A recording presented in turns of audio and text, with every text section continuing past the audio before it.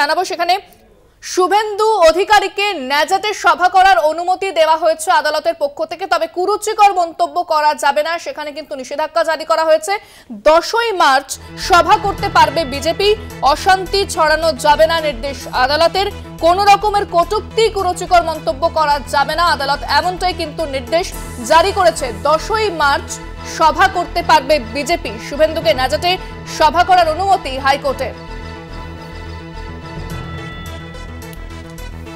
যে খবরের দিকে নজর রেখেছি আরো একবার জানাবো আপনাদের, শুভেন্দু অধিকারীকে ন্যাজাটে সভা করার অনুমতি হাইকোর্টের। 10ই মার্চ আকরাতলাতে সভা করতে পারবে বিজেপি,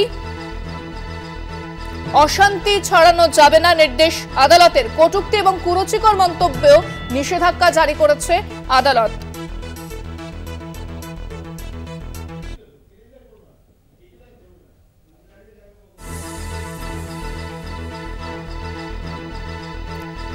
শুভেন্দুকে ন্যাজাটে সভা করার অনুমতি হাইকোর্টে। আমরা জানি যে 10ই মার্চ ব্রিগেডে জনগর্জন সভা রয়েছে তৃণমূলের, সেদিনই শুভেন্দু অধিকারীর সভা ন্যাজাটে। 10ই মার্চ কোন রকমের অশান্তি ছড়ানো যাবে না নির্দেশ আদালতের, কটূক্তি কুরুচিকর মন্তব্যে নিষেধাজ্ঞা আদালতের। 10ই মার্চ একদিকে যেরকম শুভেন্দু অধিকারীর সভা, অন্যদিকে ব্রিগেডে জনগর্জন সভা তৃণমূলে 10ই মার্চ।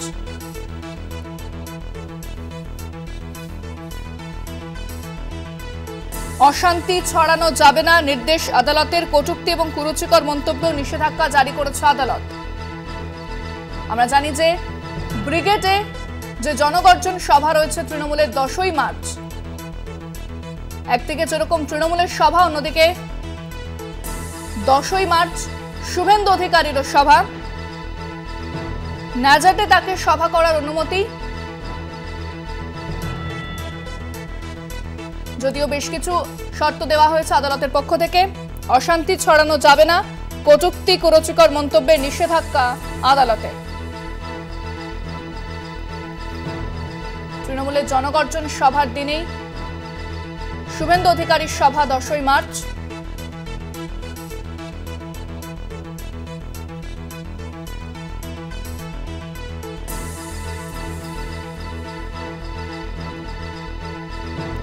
সকাল 10টা থেকে বিকেল 5টা পর্যন্ত এই সভা করা যাবে, এমনটাই কিন্তু অনুমতি আদালতের। কোনো কটূক্তি কুরুচিকর মন্তব্য করা যাবে না, অশান্তি ছড়ানো যাবে না, এই সমস্ত শর্ত কিন্তু আরোপ করা হয়েছে আদালতের পক্ষ থেকে।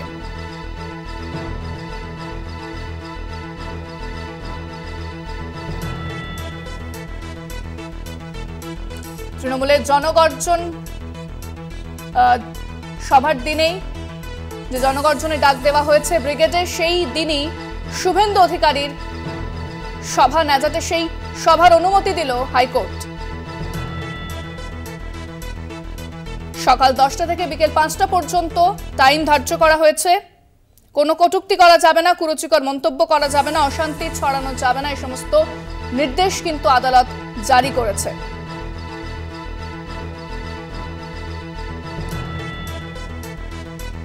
অর্থাৎ 10ই মার্চ একের পর এক রাজনৈতিক কর্মসূচি যথেষ্ট গুরুত্বপূর্ণ। একদিকে তৃণমূলের জনগর্জন সভার ডাক দেওয়া হয়েছে তৃণমূলের পক্ষ থেকে, সেখানে অভিষেক বন্দ্যোপাধ্যায়, মমতা বন্দ্যোপাধ্যায় ব্রিগেডে যেরকম সভা করবেন, সেদিনই শুভেন্দু অধিকারী ন্যাজাটে সভা, সেই সভার অনুমতি দিল কলকাতা হাইকোর্ট।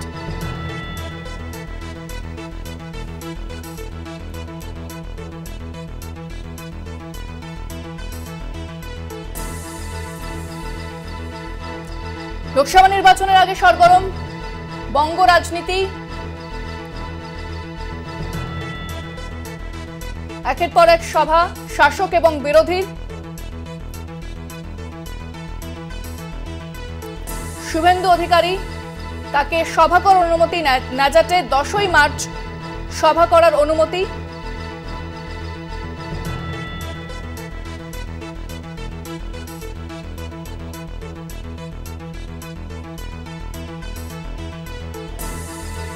আমাদের সঙ্গে এই মুহূর্তে ফোনে রয়েছেন তৃণমূল নেতা জয়প্রকাশ মজুমদার, আপনাকে স্বাগত জানাবো। আমরা জানি যে 10ই মার্চ জনগর্জন সভার ডাক দেওয়া হয়েছে তৃণমূলের পক্ষ থেকে, সেদিনই ন্যাজাটে সভা করার অনুমতি দেওয়া হলো শুভেন্দু অধিকারীকে, কি বলবেন?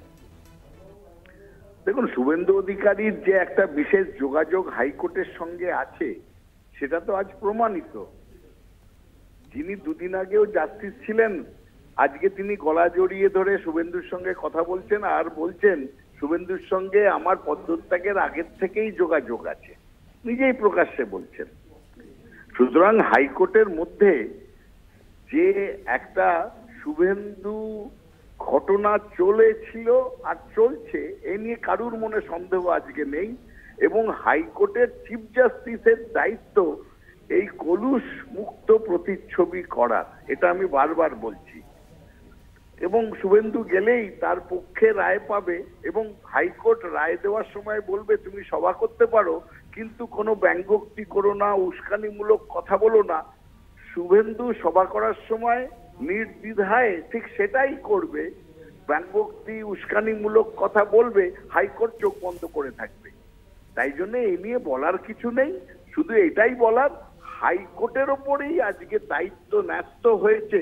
নিজেদের প্রতিচ্ছবিতে যে কালি লেগেছে এই কালিটাকে পরিষ্কার করার দায়িত্ব চিফ জাস্টিসের নিজের এবং অন্য অন্য জাস্টিসদের, যে কলকাতা হাইকোর্ট নিরপেক্ষ এবং শুভেন্দু দ্বারা পরিচালিত নয়, শুভেন্দু ডিফ্যাক্টো চিফ জাস্টিস নয়, এটা প্রমাণ করার দায়িত্ব আজকের দিনে হাইকোর্টের ওপরেই ন্যস্ত হয়েছে। একেবারে ধন্যবাদ। আমরা কথা বললাম তৃণমূল নেতা জয়প্রকাশ মজুমদারের সঙ্গে। একদিকে যেরকম জনগর্জন সভা ডাক দেওয়া হয়েছে 10ই মার্চ তৃণমূলের পক্ষ থেকে, অন্যদিকে 10ই মার্চ সেখানে অর্থাৎ ন্যাজাতে শুভেন্দু অধিকারীকে সভা করার অনুমতি দিল কলকাতা হাইকোর্ট। তবে বেশ কিছু শর্ত দেওয়া হয়েছে, কোনো রকম অশান্তি ছড়ানো যাবে না, কুরুচিকর মন্তব্য করা যাবে না, কটূক্তি করা যাবে না, এমনটাই নির্দেশ জারি করেছে আদালত।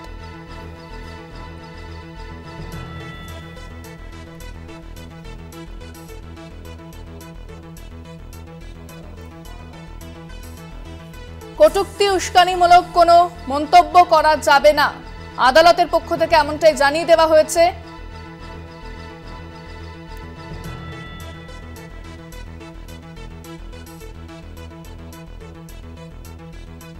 নির্বাচন যত সামনে আসছে, সরগরম বঙ্গ রাজনীতি, শাসক এবং বিরোধী তাদের যেরকম চর্চা চলছে সেরকমই যে দুপক্ষের সভা 10ই মার্চ যথেষ্ট গুরুত্বপূর্ণ বলে মনে করা হচ্ছে।